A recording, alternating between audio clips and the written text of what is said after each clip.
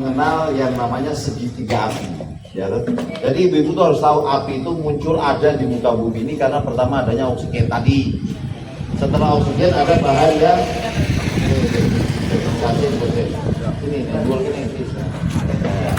ini bahan yang apa? Mudah terbakar. Jadi ada oksigen, bahan yang mudah terbakar. Wes muncul gini belum toh?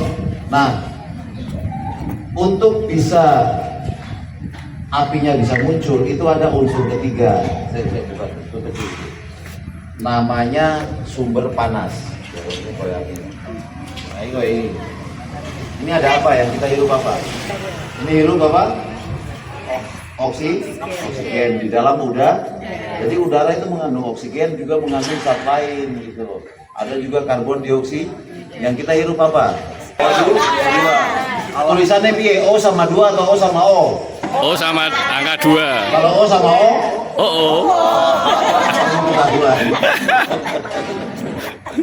Ini ada udara di dalam tabung kore ini ada apa?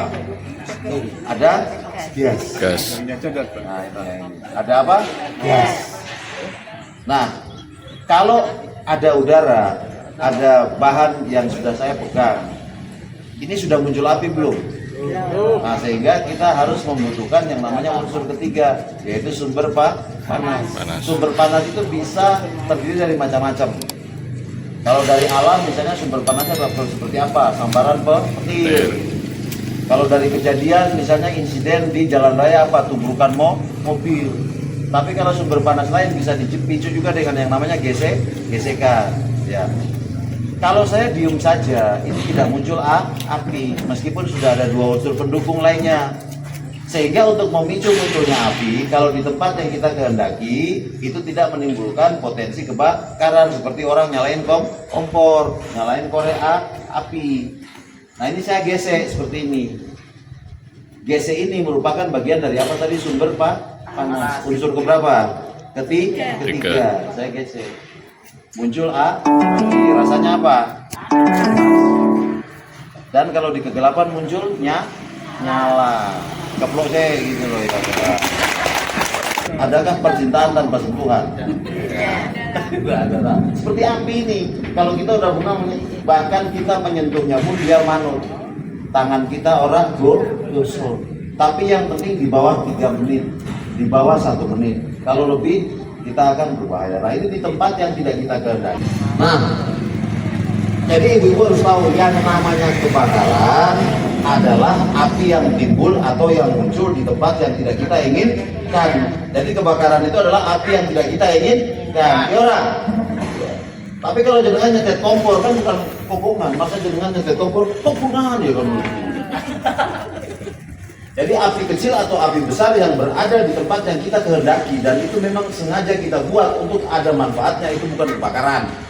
Tapi kalau di tempat yang tidak kita kehendaki seperti ini dan sengaja kita buat, ini bisa memicu yang namanya kebakaran. Untuk tidak menimbulkan kebakaran, makanya di bawah 1 menit kita harus bisa padamkan. Karena apinya masih kecil, di bejana juga yang masih kecil, bahkan hanya dengan tangan kita bisa. Nah, sekarang kita coba bagaimana memadamkan api pakai tangan.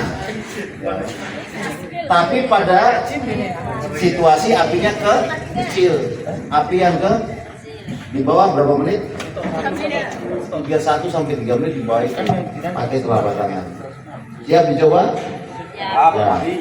Ini di sini tempat yang kita kehendaki nggak? Hah?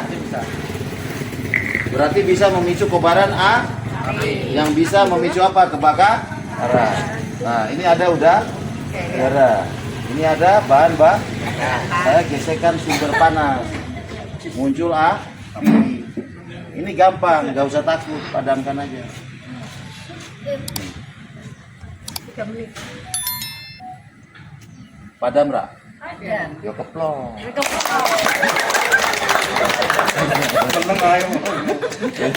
Meneng wae. Iki benopo? Diajari api. Padahal ujung-ujungnya ya guyon ya. Tapi pertama tegang. Ini seperti kejadian, Bu. Biasanya orang ngisi bahan bakar di SPBU. Biasanya bapak-bapak atau anak muda itu naik motor lanang itu loh ya kan. itu kan tangkinya bisa dibuka dari depan. Itu dia nggak turun, duduk saja. Nah, kalau musim panas seperti ini berbahaya. Yang namanya di pom bensin itu kita memindahkan bahan bakar dari tempat penyimpanan ke penampungan berikutnya melewati udara bebas. Itu proses yang bisa menimbulkan apa? Maut. Makanya di SPBU itu ada larangan. Dilarang apa? Merokok. Foto, betul. Karena foto itu menimbulkan apa? Kilatan. Karena di SPBU itu tercium apa? Uap. Uap itu yang bisa memicu kobaran api. Makanya koyo Pak Iki ya toh dilarang masuk ke pom bensin. Di SPBU itu terdapat larangan karena sudah terdapat satu unsur alam oksigen, satu unsur lain yang sangat berbahaya jika itu terhubung dengan yang namanya sumber panas. Makanya dilarang merokok, dilarang memotret. Ya kan? Yang paling penting adalah pada saat mengisi bahan bakar mesin kendaraan harus Mati. mak ini loh numpak Beat karo Mio ya loh. Pak TNC, tapi langsung di standar dia mati ya itu ya. Nah, si pemuda itu kemudian meminta isi bensin di tangki bensinnya. Udara panas, situasi udara juga pada saat itu kita tidak bisa menjamin bersih, terkontaminasi dengan gelombang panas, gelombang radiasi listrik, bahkan lain-lain sebagainya. Sinyal-sinyal handphone bisa memicu kebohongan, dilarang menelpon di SPBU. Nah, ketika dia isi bensin, si operator SPBU itu enggak memberikan peringatan bahaya. Karena si pengendara motor juga dia tidak paham. Akhirnya waktu diisi bensin seperti ini, dicabut dari lubang tangki bensin, di tangki motornya muncul seperti tadi. Apa? Api. Besar apa kecil? Kecil. Tapi nek uang urung pengetahuan seperti ini, belum lihat pengetahuan, dia akan takut. Kemudian panik, bingung.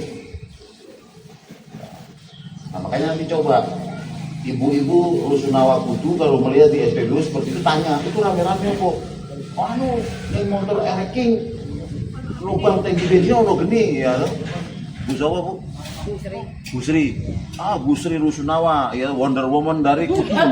Oh ya. Pakai tangan. Isura Busri. Insyaallah. Ya.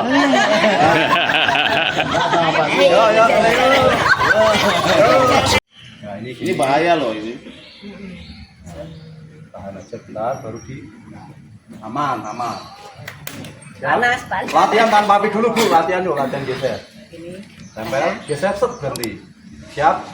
Ada pesan terakhir?